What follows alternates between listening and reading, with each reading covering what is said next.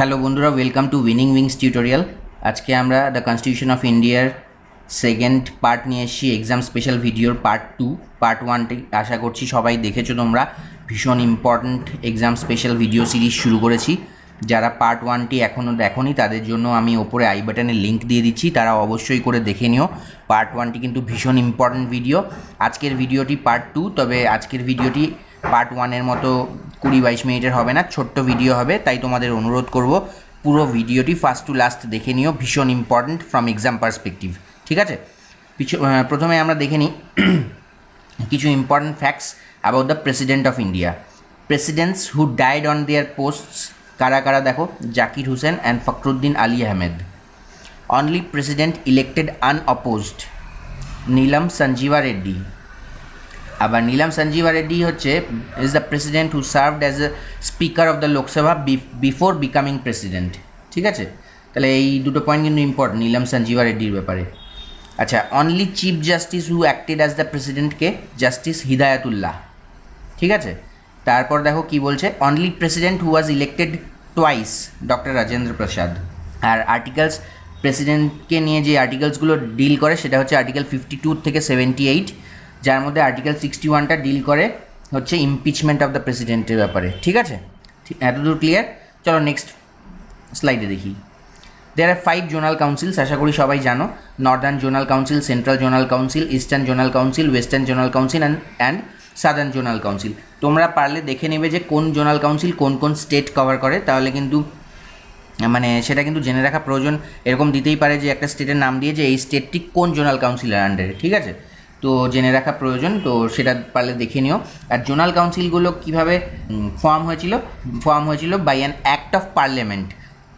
সেটা কোন act? State reorganisation act of 1956। ঠিক আছে, the zonal councils are statutory bodies and not constitutional bodies. এটা কিন্তু খুব ইম্পর্টেন্ট পয়েন্ট যে the zonal councils are statutory bodies and not constitutional bodies. এখানে বন্ধুরা আমি একটা জিনিস বলবো যে আমি স্ট্যাচুটরি বডিজ, কনস্টিটিউশনাল বডিজ, এরকম যে বিভিন্ন বডিজগুলো হয় সেইগুলোর ওপরে কিন্তু আমি একটি ভিডিও বানিয়ে রেখেছি, খুবই ইম্পর্ট্যান্ট ভিডিও। যারা দেখোনি তারা উপরে আমি আই বাটনের লিঙ্ক দিয়ে দিচ্ছি, সেই ভিডিওটি দেখে নিও। ঠিক আছে, জেনে রাখা কিন্তু তোমাদের ভীষণ প্রয়োজন এক্সাম পার্সপেক্টিভে, বিশেষ করে WBCS মেইনসের পার্সপেক্টিভে, ইভেন প্রিলিমসেরও পার্সপেক্টিভে ভীষণ ইম্পর্টেন্ট কিন্তু স্ট্যাচুটরি বডিজ, নন স্ট্যাচুটরি বডিজের ব্যাপারটা জেনে রাখা। ঠিক আছে, আচ্ছা এবার দেখো যে 5 জোনাল কাউন্সিলসের পাশাপাশি আরেকটা কাউন্সিল তৈরি করা হয়েছিল। সেটা কি? In additional to the zonal councils, আর north eastern council was created in 1971 by a separate act of parliament. It covers the states of Assam, Manipur, Tripura, Meghalaya, Nagaland, Mizoram and Arunachal Pradesh. আর in 1994 Sikkim was included in it. Important কিন্তু, হ্যাঁ, in 1994 Sikkim was included in it. Next দেখো, the 100th Amendment Act 2015 relates to the acquiring of territories by India and transfer of territories to Bangladesh in pursuance of the agreements and its protocol between India and Bangladesh. ঠিক আছে, তাহলে 100th Amendment Actটা কী নিয়ে deal করে দেখে নাও তোমরা। ঠিক আছে, আর 101st Amendmentটাও আমি রেখেছি, যেহেতু এটা গুডস অ্যান্ড সার্ভিস ট্যাক্সকে নিয়ে রিলেট করে আর খুব ইম্পর্ট্যান্ট একটি point goods and service tax আজকের দিনে, সেই জন্য এটাও আমি মেনশন করে রেখেছি। ঠিক আছে, নেক্সট পয়েন্ট দেখো বন্ধুরা, the Sarkaria commission was set up in June 1983 by the government of India to examine the relationship and balance of power between the states and the centre. ঠিক আছে, তাহলে সরকারিয়া কমিশন কী করতো, কী জন্য ফর্ম করা হয়েছিল? Two examine the relationship and balance of power between centre and states. It was headed by Justice Rajinder Singh Sarkaria, a retired judge of the Supreme Court of India. ঠিক আছে, এরপর পুঞ্চি commission বা Panji commission যেটা বলে, PUNCHHI 2007-এ আবার আরেকটা form করা হয়েছিল একই মানে উদ্দেশ্য নিয়ে, সেন্টার স্টেট রিলেশনশিপ নিয়েই।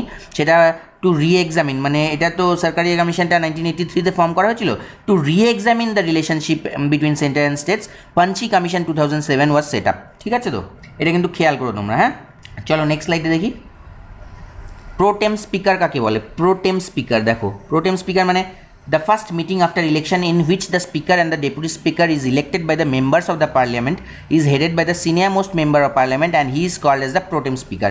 মানে একটা ইলেকশন যখন কমপ্লিট হয় তখন স্পিকার বা ডেপুটি স্পিকারকে ইলেক্ট করার আগে সেই সময়টা যে পার্লামেন্টকে হেড করে তিনি হচ্ছে senior most of member of the parliament.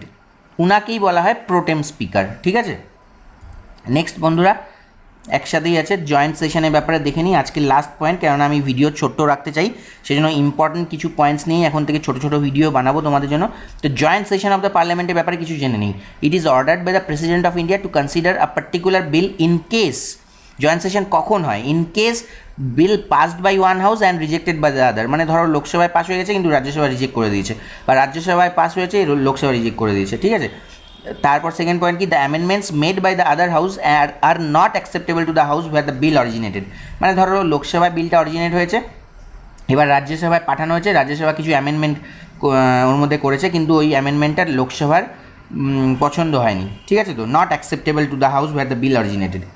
আর একটা কখন হতে পারে, when a bill remains pending or unpassed for more than 6 months, মানে এই তিনটে ক্রাইটেরিয়াতে যখন পড়ে একটা বিল তখন joint session of parliament order করে প্রেসিডেন্ট অফ ইন্ডিয়া। ঠিক আছে, joint session of parliament is presided by the speaker of the Lok Sabha, উনার অ্যাবসেন্সে ডেপুটি স্পিকার প্রিসাইড করে। ঠিক আছে, তো আর there is no provision of joint session for passing money bills and constitutional amendment acts. ঠিক আছে, এটাও important point. In India's history only 3 bills have been referred to the joint sitting সোফার, কী dowry prohibition বিল 1961, banking service commission বিল 1978 আর পোটা বিল 2002। ঠিক আছে, এতদূর clear তোমাদের? আজকের video এখানেই শেষ করছি বন্ধুরা, তোমাদের আশা করছি ভালো লাগলো, আর এক্সাম পার্সপেক্টিভে ভীষণ ইম্পর্ট্যান্ট, ভালো করে তোমরা মন দিয়ে ভিডিওসগুলো দেখো। আর উইনিং উইংস টিউটোরিয়ালকে যারা এখনও তোমরা সাবস্ক্রাইব করোনি তারা সাবস্ক্রাইব করো, আর অবশ্যই করে বেল আইকনটি প্রেস করবে। বেল আইকন প্রেস করা কিন্তু ভীষণ ইম্পর্ট্যান্ট, যাতে আমাদের আপডেটেড ইনস্ট্যান্ট নোটিফিকেশান তোমরা পেয়ে যাও। অল দ্য বেস্ট, ভালো করে প্রিপেয়ার করো, বেশি সময় নেই, আর 2-3 মাস আছে, মেইনসেরও বেশি সময় নেই, প্রিলিমসেরও বেশি সময় নেই, খুব ভালো করে প্রিপেয়ার করো। All the best.